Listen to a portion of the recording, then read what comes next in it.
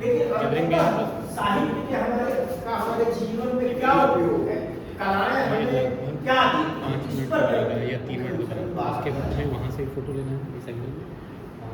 जैसा कि हम सबको पता है कि हम सब मनुष्य हैं, यंत्र तो है नहीं कि आपने बटन दबाया और आपने काम करना शुरू कर दिया।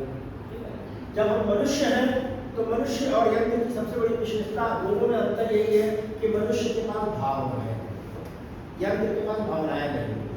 भले AI है और तमाम सारी चीजें हैं, लेकिन अभी वो कभी उन्नत श्रेणी के यंत्र नहीं बना पाए हैं जो आपके दुख को सुख को महसूस कर सके।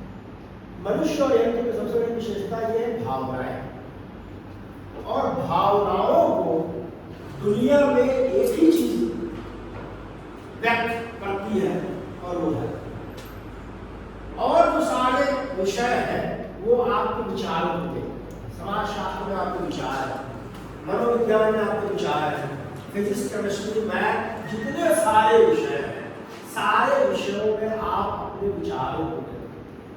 तो ये बहुत संभव है कि ये विचार आने वाले समय में यंत्र व्यक्त कर देते हैं, लेकिन भावनाओं को कलाएं व्यक्त करते हैं। जब हम कविता लिखते हैं तो कविता लिखते वक्त हम ये नहीं बताना चाहते हैं, जैसे एक छोटा उदाहरण मैं दूं आपको जिससे कि आप इसके महत्व को समझें कि कलाएं क्या हैं। एक छोटा उदाहरण और इससे पहले और मैं एक बात करना चाहूँगा। कल्पना कीजिए कि एक हॉल है और जिसमें 10 लोग बैठे हैं, एक बहुत बड़ा उद्योगपति है, एक राजनेता है, एक डॉक्टर है, एक इंजीनियर है, एक वकील है, आपस में बैठे हुए हैं। अब सबके अलग अलग विषय हैं। अब ये किस चीज की चर्चा है, इनके बीच क्या कॉमन होगा अगर वो चर्चा करना चाहे? इनके बीच जो उभयनिष्ठ होगा, जो कॉमन होगा, वो होगा कला।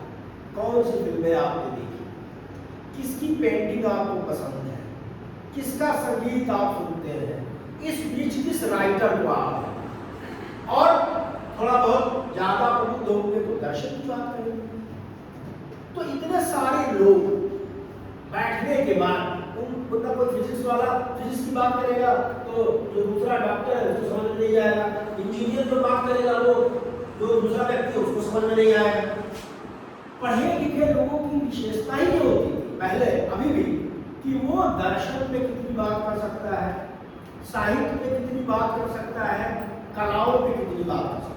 पढ़ा लिखा मतलब डॉक्टर, इंजीनियर और MBA और MCA की हुआ नहीं होता है। आपने कितने पेंटर्स की पेंटिंग देखी है जिस पर आप चर्चा 2 मिनट कर सकते हैं? आपने संसार की कुछ अच्छी फिल्में कौन सी देखी है उस पर 10 मिनट क्या आप चर्चा कर सकते हैं? आपने किन उपन्यासकारों को पढ़ा है, वॉर एंड पीस पढ़ा है कि नहीं पढ़ा है, चेखव को पढ़ा है कि नहीं पढ़ा है, प्रेमचंद को पढ़ा है कि नहीं पढ़ा है? अगर आप कुछ नहीं कर रहे हैं तो आप, भले आपके पास MBA MCA किसकी डिग्री है, आप उनके बीच निरक्षर, सांस्कृतिक रूप से निरक्षर। तो सबसे बड़ी बात यह है कि कला हमें मनुष्य के पद पर हासिल है। कला एक ऐसी चीज, तो एक तो इसका ये बड़ा महत्व है कि जब आप किसी कला को, किसी उपन्यास को, किसी संगीत को सुनते हैं तो आपको अपने एक मनुष्य होने की गरिमा का एहसास, ये बहुत बड़ी चीज है। मनुष्य कहा जाता है कि इस धरती का सर्वश्रेष्ठ प्राणी है। भारत में ऐसा नहीं मानता, लेकिन सारे धर्म ये कहते हैं, क्योंकि वो सोच सकता है, समझ सकता है। ऐसा नहीं है हाथी ही सर्वश्रेष्ठ प्राणी है, सब अपने आप में सबका अपना। लेकिन ठीक है, लेकिन एक मनुष्य, कब आप महसूस करते हैं कि आप एक मनुष्य? कब आपको लगता है कि हाँ मैं एक मनुष्य? जब आप कोई ऐसी चीज देखते हैं जो आपको भावनात्मक रूप से वो चीज विचलित हो, और बहुत सुंदर कविता पढ़ी और आपकी आंखें गड़गड़ा गई, उसी क्षण आप मनुष्य। जब आपने कोई बहुत सुंदर फिल्म देखी और उसकी कलाकारी को देखकर आप डूब गए अपने में, उसी क्षण मनुष्य है। नौकरी करते वक्त मनुष्य नहीं होता है, वो एक काम करता रहता है। मैं तो कह रहा हूँ उसकी जगह पे सब AI काम कर लेगा, ट्रेन चला लेगा, हवाई जहाज चला लेगा, सब कुछ कर लेगा। ये क्षण और कलाएं आपने जितने भी बड़े वैज्ञानिक हुए, जज हुए हैं, जब भी वो निर्णय लिखते हैं उस निर्णय में कवियों की पंक्तियां हैं। तो पढ़े लिखे लोगों के होने की निशानी यही है कि कलाओं में आपकी क्या गति है, कलाओं को आप कितना समझते हैं।